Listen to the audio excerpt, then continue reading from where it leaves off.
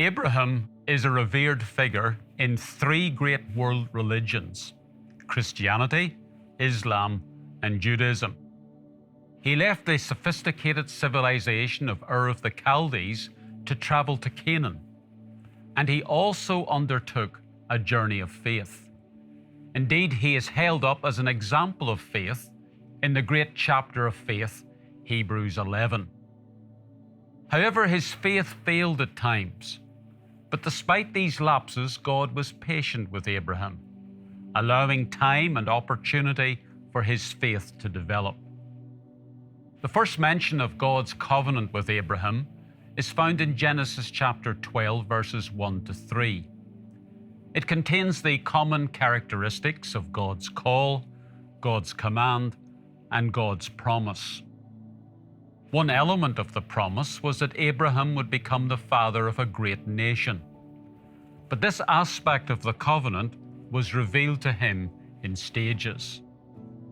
The promise of descendants was first made to Abraham when he was 75 years old. At that time, he and Sarah were childless with little prospect of a family.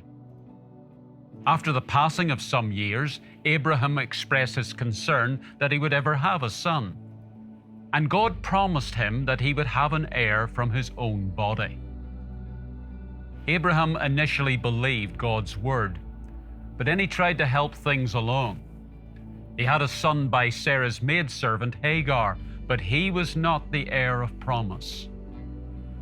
Almost 25 years after the initial promise, God revealed to Abraham that he would have a son through Sarah.